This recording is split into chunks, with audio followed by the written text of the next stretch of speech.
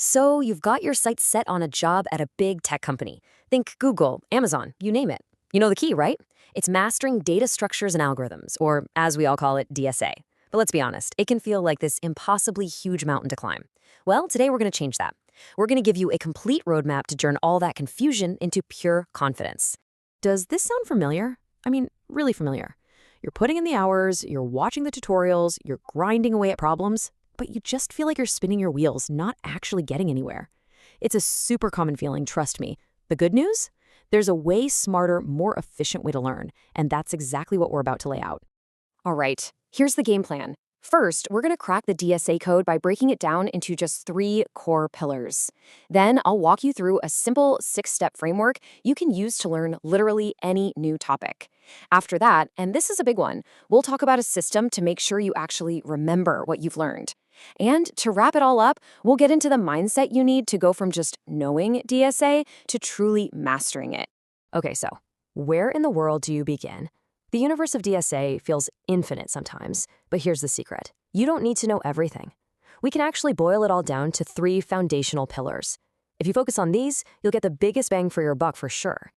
And here they are. Pillar 1, data structures. These are basically the containers for your data, things like arrays and linked lists. Pillar 2, algorithms. These are the recipes, the step-by-step instructions for what to do with that data, like sorting or searching. And pillar 3, which is the secret sauce for interviews, patterns. Think of these as reusable blueprints, like the sliding window or 2 pointers, that solve whole categories of problems. Now, within that first pillar, there's a really simple way to think about it that will save you a ton of headache. Everything is either linear, meaning the data is in a sequence, like a list, or it's nonlinear, where it's all hierarchical and branches out, like a tree. The absolute key takeaway for beginners: start with linear. Get really comfortable with arrays and linked lists before you even think about diving into the complex world of trees and graphs. And before we move on, one super important point underneath all of this, all 3 pillars, is the concept of time and space complexity. This is just how we measure how efficient an algorithm is. You have to understand this. It's the language you'll be speaking in an interview to explain why your solution is a good one. It's non-negotiable. Okay, so now you know what you need to learn. But the million-dollar question is, how do you actually learn it so it sticks? Let's jump into our next section, which is a practical, repeatable framework you can use for any topic, whether it's as simple as an array or as complex as a graph algorithm. This 6-step process, this is your new best friend. Seriously, first, just learn the absolute basics. What is it? What does it do? Then, find a real-world connection. How does Google Maps use graphs? Third, and I can't stress this enough, get a pen and paper and physically draw it out. Visualize it. Then, to really get it, code it from scratch. Once you've done that, go learn the easy built-in library version you'll probably use in an actual interview. And finally, lock it all in by solving just 4 or 5 easy problems on a platform like LeetCode. You just repeat this process for every single topic. You know the feeling. You finally crack a really tough problem, you feel like a genius, and then 2 weeks later, you look at it and have absolutely no idea how you solved it. Learning is totally useless if you don't retain it. So let's talk about a simple but really powerful system to fix that leaky bucket. Man, this quote just hits home for so many of us, doesn't it? It's so frustrating when you feel like all your hard work is just evaporating into thin air. But listen, the problem isn't your memory. The problem is you don't have a system for repetition. So let's build one right now.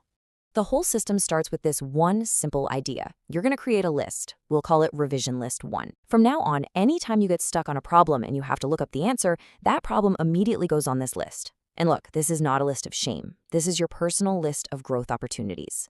And here's the full system in action.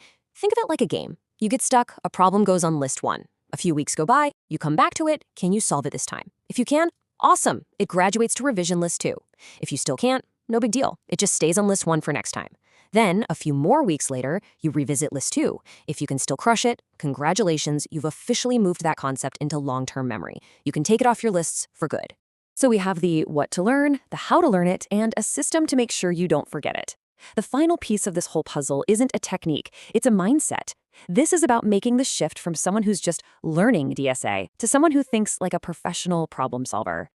So what does that pro mindset actually look like? Well, first off, you gotta prioritize actually solving problems over just watching theory videos. You learn by doing.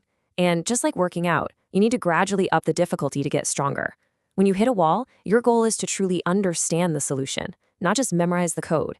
That's how you start to see the underlying patterns. And the most important thing, you have to be consistent.